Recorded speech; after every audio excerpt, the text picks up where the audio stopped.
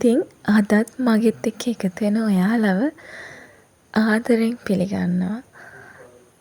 අද දවසත් ඔයාලා හැමෝම හිතන හැම හොඳ දෙයක්ම හොඳම විදිහට වෙන වාසනාවන්ත සුබ දවසක් වෙන්න කියලා ප්‍රාර්ථනා කරන ඔයාලගේ ජීවිතවලට සහ මගේ ජීවිතේට. ඉතින් යාළුවනේ අද නම් මම ඔයාලත් එක්කලා බෙදා ගන්න යන්නේ ටිකක් වෙනස් විදිහේ vlog එකක්. ඒ කියන්නේ මම දැන් බබාලා 3 දෙනෙක් ඉන්න අම්මා කෙනෙක්නේ. ඉතින් එතකොට මම මගේ කියන වැඩ, ඒ කියන්නේ මම මගේ ඩ්‍රීම් වලට යන, මගේ ගෝල් වලට යන වැඩ හැම දෙයක්ම අතරමඟ නතර කරලා මම බබාලා වෙනුවෙන්ම මගේ කාලේ යොමු කරා. ඒත් මට හිතෙනවා දැන් ඒක ආයේ කියන්නේ මගේ ජීවිතේ මට ඕන විදිහට හදාගන්න, මගේ ආසාවල්, මගේ ඩ්‍රීම් එකට යන්න, ඒ දේ මම ආයේ කියන්නේ ආයේ රීස්ටාර්ට් කරන්න හොඳම වෙලාව තමයි මේ වෙලාව කියලා. ඉතින් දැන් මගේ ලොකු බබාලා දෙන්න ටිකක් ලොකුයි. ටිකක් කියන්නේ ලොකු බබාට අවුරුදු 4යි, දෙවෙනි බබාට අවුරුදු 3යි. මම මේ වීඩියෝ එක රෙකෝඩ් කරනකොට මගේ චූටි බබාට මාස 4යි. ඒ වුණාට දැන් මම මේකට වොයිස් කරද්දි එයාට මාස 9ක් වෙලා. ඉතින් ලොකු කාලයක් මං හිතන්නේ. ඉතින් මම ආයෙමත් මගේ ජීවිතේ මම ආස කරන දේවල් කරන්න මං හිතුවා මේ තමයි මට හොඳම කාලය කියලා. ඉතින් ඒකට අවශ්‍ය කරන වැඩ කටයුතු කරන්න තමයි මම මේ පෙර සූදානමක් වෙන්නේ. ඔයාලා thumbnail එකකිනුත් දකින්න ඇති ඒ මොකක්ද කියලා. ඇත්තටම මම දැන් මේ ගොඩ කාලෙකින් තමයි පොත්පත් වලට යොමු වෙලා ඒවත් එක්ක කාලය ගත කරන්න අරගෙන තියෙන්නේ. මං හරිම ආස වැඩක් තමයි පොත් එක්කලා ජීවත් වෙන්න. පොත් එක්කලා ඉන්නකොට මාව අමුතුම ලෝකයකට එක්කන් යනවා. ඒක මට කියන්න තේරෙන්නේ නැහැ. ඒ දැනෙන ෆීලිං එකට මං හරි ආසයි. එතකොට මගේ මනසට දැනෙන නිදහසට මං හරි ආදරෙයි. මං හිතනවා අපි හැමෝගෙම ජීවිතවලට ඒ වගේ පොඩි වෙනස්කම් ඕනේ. ඉතින් මේ රූම් එක මම මෙච්චර දවසක් පාවිච්චි කරේ නැහැ. ඒ කියන්නේ දැන් මගේ පොඩි බබාට මේක කරනකොට මාස 4යිනේ. ඉතින් මට මේවත් එක්කලා අස් කරන්න, මේවා කරන්න ඇත්තටම කාලයක් තිබුණේ නැහැ. නමුත් දැන් එයා චුට්ටක් ලොකු නිසා මම හිතුවා මගේ වැඩ මම කරන්න පටන් ගන්න ඕනි කියලා. මොකද නැත්තම් මටත් වයස යනවනේ. ඉතින් ඒ නිසා මම මුලින්ම පටන් ගත්තේ මේ රූම් එක ක්ලීන් කරලා මේක මට මගේ ස්ටඩීස් වලට මට ආස හිතෙන, මට නිදහස් විදිහට හදා ගන්න ඕනි කියලා. ඇත්තටම මම ගොඩාක් බඩු තියාගන්න කැමති නැහැ. මට ඕනේ හරි සරල විදිහට පිළිවෙලට ලස්සනට ඉන්න. ඉතින් ඒකට මට පොඩි මේවට කියන්නේ ගෘහ භාණ්ඩ ටිකක් තමයි ඕන වෙන්නේ.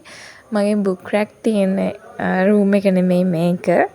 මේක අපේ විසිටර්ස්ලට දෙන රූම් එක තමයි. ඒ වුණාට අපේ කවුරුත් නම් ආවේ නෑ. ඉතින් එහෙම ලොකුවට නැවතිලා ඉන්න තරම්. දැන් ඉතින් මේක මගේ ස්ටඩි රූම් එක කරගත්තා. බලන්නකො මගේ සගයෝ දෙන්න ඉතින් මම කරන හැම වැඩකටම මට හැමදාම හැම වෙලේම උදව් කරන්න ඉන්න දෙන්න තමයි මෙයා. මං හිතනවා දැන් තව අවුරුද්දකින් විතර ඒකට තව එක්කෙනෙක් එකතු වෙනවනේ. එයාටත් එතකොට එයා ඇවිදලා කරලා ඉන්නකොට එයාත් මගේ සපෝට් එකට එයි කියලා. ඔන්න ඉතින් බලන්නකො මම මේ කාමරේ පොඩ්ඩක් ක්ලීන් කරගන්න යන්නේ. ඔයාලා වැඩියෙන් මොනවත් හිතන්න එපා මේකේ හැටි දැක්කාම. මොකද මේකට අපි මේ ආවේ මාස කිහිපයකින්, කියන්නේ මේකට එනවා. ඒ වුණාට ඉතින් එහෙම මට මේක අස් කරන්න තරම් ලොකු කාලයක් තිබ්බේ නැහැ. ඔය නෙට් එක මේ මම එල්ලලා තිබ්බේ. ඒ වුණාට අපේ චූටි බබා මේකේ උඩ පයින්න ගිහිල්ලා ඔය නෙට් එකේ එල්ලිලා ඒක කඩාගෙන වැටුණා.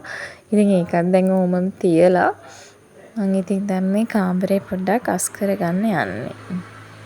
මං කියන්නේ ඔයාලත් ඉතින් ඇත්තටම මම ඇත්තටම ආස වැඩක් තමයි අස් කරන එක. අස් කරන එක ආස වැඩක් කියන්නේ මම අපිලිවෙල වෙලා තියෙන තැනක ඉන්න හරි අකමැතියි. ඒක මගේ මනසට හරි අවුල් සහගතයි. ඉතින් ඒ නිසා මට ඉඩ ලැබෙන හැම වෙලාවෙම මට පුළුවන් විදිහට ලස්සනට පිළිවෙලට පිරිසිදුට තියාගන්න තමයි උත්සාහ කරන්නේ.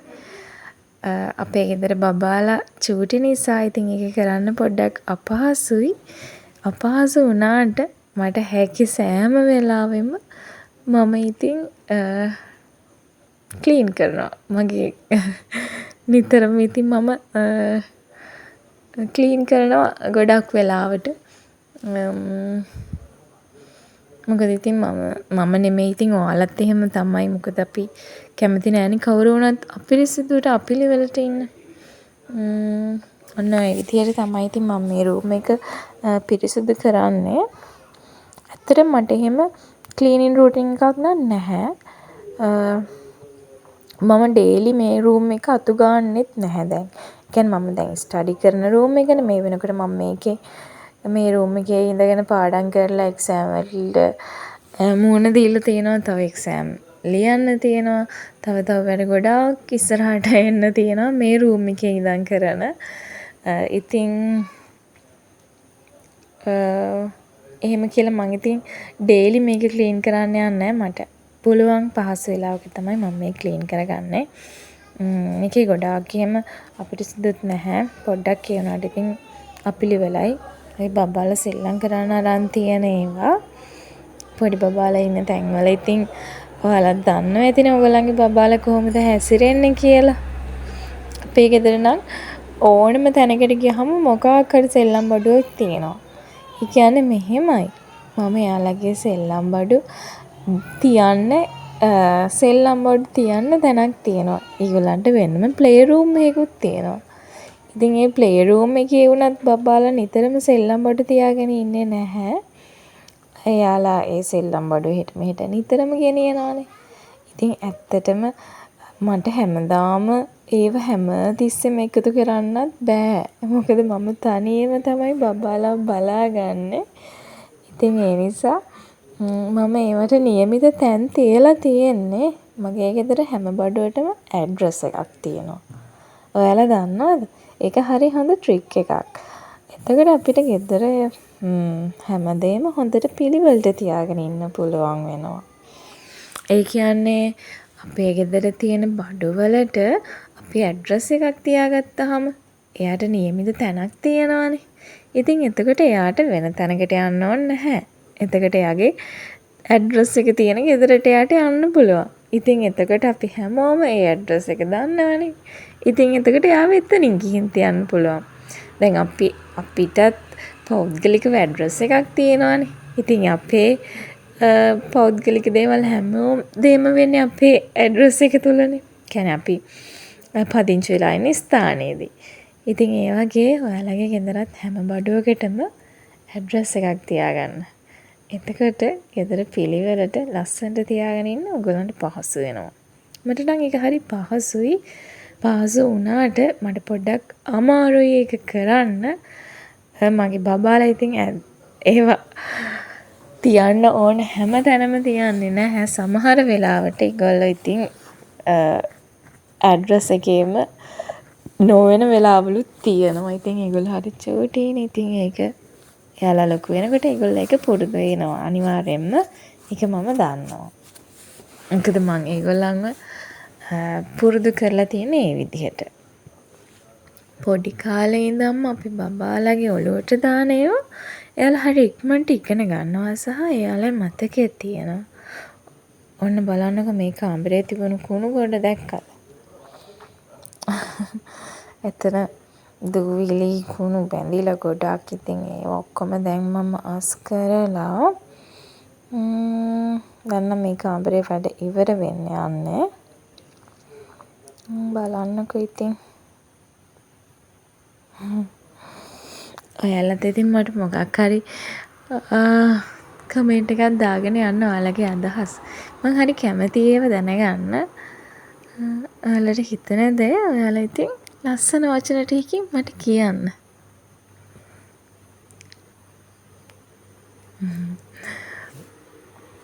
ඔන්න ඉතින් මම කිව්වේ ගෙදර බඩු වලට ඇඩ්‍රස් එකක් දෙන එක ගැනනේ. ඇඩ්‍රස් එකක් දුන්නහම බඩු වලටත් ලේසි ඉන්න අපිටත් ලේසි යාළුවෝ හොයාගන්න. ඔන්න ඔය විදිහට තමයි ඉතින් මගේ මේ කාමරේ අස් කරන වැඩේ සිද්ධ වෙන්නේ. ඒ වගේම තමයි තවත් දෙයක් කියන්නද? අපිට පුළුවන් නම් අපි කරන හැම වැඩකටම අපේ බබාලව සම්බන්ධ කරගන්න. ඒක එයාලට ලොකු අත්දැකීමක් දෙනවා වගේම එයාලව බලාගෙන වැඩ කරගන්න ලේසියි. එතකොට ඇත්තටම බබාලගෙන් අර ගොඩක් කට්ටිය කියන්නේ බබාලා බලා ගන්න හරි අමාරුයි, කරදරේ, අදිනවා, ඒ වගේ දේවල් ඇත්තටම වෙන්නේ නැහැ. ඇත්තටම මම බබාලා තුන්දෙනාත් එක්ක තනියම තමයි මේ හැම දෙයක්ම ගොඩක් වෙලාවට කරගන්නේ. ඉතින් ඔයාලා කරන හැම වැඩකටම ඔයාලගේ බබාලව නිතරම සම්බන්ධ කරගන්න බලන්න. එතකොට ඇත්තටම ඒගොල්ලන්ටත් ඒකෙන් අපි හිතනවට වඩා ලොකු දැනුමක් හම්බෙනවා.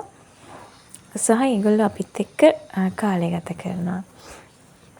ඔයාලා දන්නවනේ ඉස්සරලාම ළමයිගේ මොලේන් 80%ක් වර්ධනය වෙන්නේ මුල් අවුරුදු 3 ඇතුළත කියලා. ඉතින් ඒ කාලේ බබාලත් එක්ක ගත කරලා අපිට පුළුවන් නම් ඒගොල්ලන්ගේ මනසට හොඳ විදිහට හැමදේම දෙන්න. එතකොට අපිට පුළුවන් අනාගතේ යහපත් ගුණධර්ම වලින් පිරුණු හොඳ ළමෙක් සමාජයට දායාද කරන්න. ඉතින් ඇත්තටම ඒකට පළවෙනි පියවර තියන්න ඕනේ නිවසින්. ඒ කියන්නේ ඒ ළමයා ජීවත් වෙන ගෙදර වටපිටාව අනුව සහ එයා හැසිරෙන්නේ කාත් එක්කද කියන දේ මත තමයි බබාලගේ අනාගතේ සම්පූර්ණයෙන්ම තීරණය වෙන්නේ.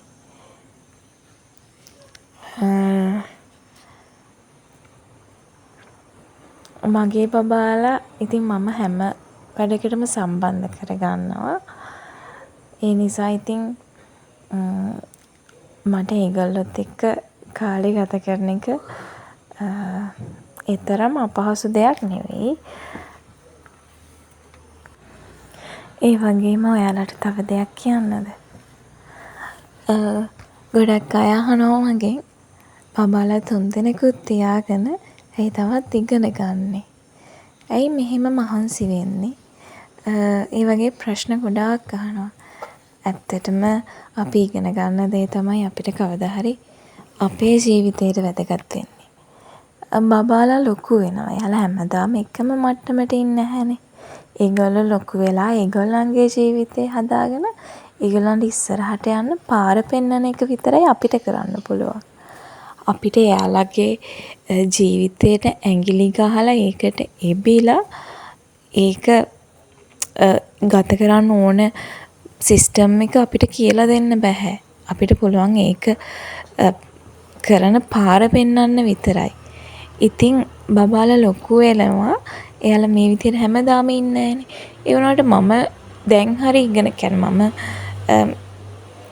මේ කාලේ මට මේ කරන්න ඕන දේ මම කරේ නැත්තම් මම බබාලා ලොකු වෙලා වයසට යනකොට මමත් ඒගොල්ලොත් එක්කම වයසට යනවා. ඒත් මම මගේ ජීවිතේට කරගත්ත දෙයක් නැති වෙනවා. ඔහේ ජීවිතේ කාලෙ ගෙවාගෙන ගෘහණියක් විදිහට නැත්තම් ව්‍යාපාරිකාවක් විදිහට මගේ ජීවිතේ එහෙමම ගෙවේ. ඒ වුණාට මම කැමති ඒකට මගේ අධ්‍යාපනය තව ටිකක් වැඩිපුර ඉගෙනගෙන ඒ විදිහට යොමු වෙන්න. ඉතින් එක එක්කෙනාගේ සිතුවිලි වෙනස්නේ. ඇත්තටම මගේ හීනේ පස්සේ තමයි මම තාම මේ දුවන්නේ. මට ඒක තාම හැබෑ කරගන්න බැරුව ගියා. ඉතින් මම පුළුවන් උපරිමයෙන් ඒ වෙනුවෙන් කැප වෙනවා. ඇත්තටම මට කියන්න ඕනේ මේකයි. ඕනම දෙයක් ඉගෙන ගන්න අපේ වයස ප්‍රශ්නයක් කරගන්න හොඳ නැහැ. අපේ පවුල ප්‍රශ්නයක් කරගන්න හොඳ නැහැ.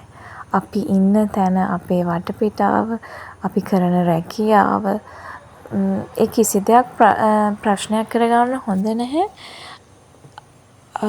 අපේ ටාගට් වලට යන්න, අපේ ඩ්‍රීම් වලට යන්න. මොකද ඒවා ඇචීව් කරන්න ඕන නම් අපි හැම දෙයකටම මුහුණ දෙන්න ඕනේ. එතකොට තමයි අපි තුළ ශක්තිමත් කෙනෙක් නිර්මාණය වෙන්නේ. අන්නේ ශක්තිමත් කෙනාට පුළුවන් අපිට අපිව ඕන තැන තියන්න. ඒකට පොඩි මොටිවේෂන් එකක් විදිහට තමයි ඇත්තටම මම මේ වීඩියෝ එක දැම්මේ.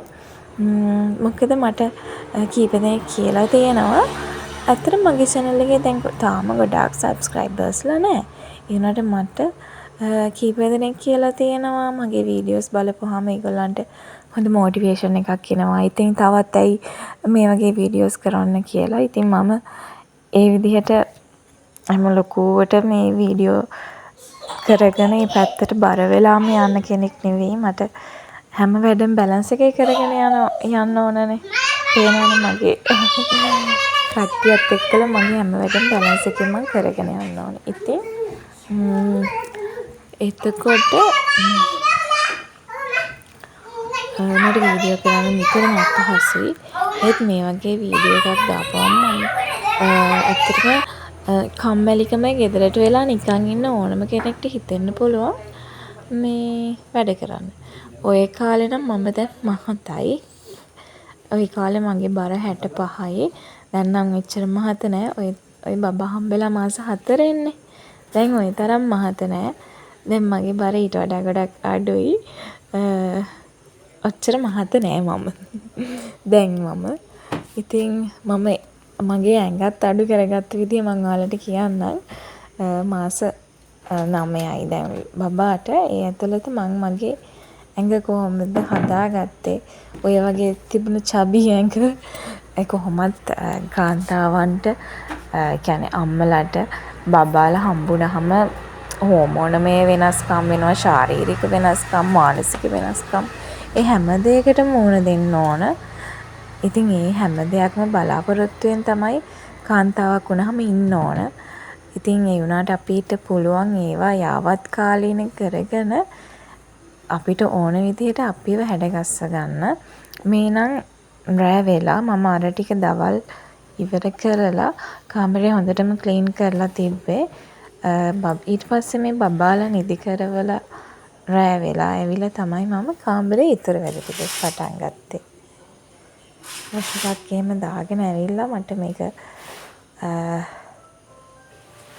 කරන්න තමයි උනේ. ඉතින් සමහර වෙලාවට මට ගොඩාක් වැඩ කරගන්න වෙන්නේ රෑට. මම ගොඩාක් වෙලාවට වීඩියෝස් එඩිට් කරන්නෙත් රෑට, ඒව වොයිස් කරන්නෙත් රෑට, මගේ පාඩම් වැඩ කරන්නෙත් රෑට. ගොඩාක් දේවල් මම කරගන්නේ රෑට. ඉතින් මට කියන්න ඕනේ මේකයි අපේ ජීවිත එක එක කාලෙට එක එක පරාසවලට සීමා වෙනවා. ඒ වුණාට අපි ඒ සීමාවේ ඉන්නේ නැතුව ඒ සීමාවෙන් ඔබට යන්න උත්සාහ කෙරුවොත් විතරයි අපිට දිනන්න පුළුවන් වෙන්නේ. නැත්තම් අපි හැමදාම එකම තැන හිර වෙලා එකම විදිහට ඉන්නවා. ඔන්න බලන්නකෝ ඒ තියෙන්නේ මගේ වෙඩින් එකේ අපේ වෙඩින් එකේ ගෲප් ෆොටෝ එක. මම අපේ වෙඩින් ඇල්බම් එකක් දවසක ඔයාලට පෙන්නන්නම්. ඉතින් අපිට එකම රාමුවක සීමා වෙලා ඉන්නේ නැතුව අපේ ජීවිතයේ විවිධත්වය, මේ ලෝකයේ විවිධත්වය, සමාජයේ විවිධත්වයත් එක්කලා අපේ ජීවිත අපිට ඕන විදිහට සමාජයට අර සරිලන විදිහට හැඩගස්ව ගන්න එක තියෙනෙත් අපේ අතේමයි. ඒකට පොඩි මොටිවේෂන් එකක් ඔයගොල්ලන්ට මම මේ කරන වීඩියෝ එකෙන් ගන්න පුළුවන් වුණා නම් අනිවාර්යෙන් මට ඒක කමෙන්ට් එකකින් කියාගෙන යන්න. මම සබ්ස්ක්‍රයිබ් කරේ නැතත් කමක් නැහැ. මට කමෙන්ට් එකකින් කියාගෙන යන්න මම මේ කරන වීඩියෝ වල ඇත්තටම ඔයගොල්ලන්ට ගන්න දෙයක් තියෙනවද නැද්ද කියලා. ඉතින් මේ විදිහට කාමරය අස් කරලා ඒක දිහා බලාගෙන හිටියාමත් මට හරි නිදහස් මගේ. මං අන්න ඒ වගේ පොඩි පොඩි දේවල් වලින් තමයි සතුටු වෙන්නේ. ඇත්තටම මේක අස් කරලා මේ කාමරේ ඉඳගෙන පොතක් කියවන එක මට හරිම නිදහසක්. මම ඒ ලැබෙන පොඩි සතුට ගන්න තමයි උදේ ඉඳන් මහන්සි වුනේ. ඒ උදේ ඉඳන් මහන්සි වෙච්ච එකේ ප්‍රතිඵලේ මට රෑ වෙද්දි ගන්න පුළුවන් වුණා. ඉතින් මේ විදිහට ලස්සනට මේ බෙඩ් රූම් එක අස් කරලා මේකේ වාඩි වෙලා එදා රෑ මම රස කෝපියකුත් බීලා ලස්සනම පොතක් නෙවෙයි ඒක. මගේ ජීවිතේට වැදගත් වෙන පොතක් මම බැලුවා. ඉතින් ඒ වගේ වැඩ තමයි මගේ නිදහසට, මගේ මානසික නිදහසට මම කරන්නේ. මම හරි සරල විදිහට ජීවත් වෙන්න කැමතියි. ඉතින් ඔයාලා හැම වෙලාවෙම බලන්න අපිට ළඟ තියෙන දේන්, අපි ළඟ තියෙන පුංචි දෙයකින් හෝ සතුටු වෙන්න. එතකොට අපේ සතුට වැඩි ඈතක නැහැ. අපිට හැමදාම සතුටින් ආදරෙන් ඉන්න පුළුවන්. මොකද අපේ සතුට හොයාගන්න ඕනේ අපිම තමයි. ඒක වෙන කාටවත් කරන්නත් බෑ. වෙන කාටවත් ඒක දෙන්නත් බෑ. ඒක දෙන්න පුළුවන් එකම කෙනා ඔයා තමයි. ඔයාගේ ජීවිතේ මොටිවේෂන් එකත් ඔයා, ඔයාගේ ජීවිතේ සතුටත් ඔයා. අන්න ඒක අඳුරගත්ත දවසට ඔයා ඇත්තටම ගොඩාක් ස්ට්‍රෝං, සමහර වෙලාවට ඔයා ගොඩක් ස්ට්‍රෝං වෙලා ඉඳී.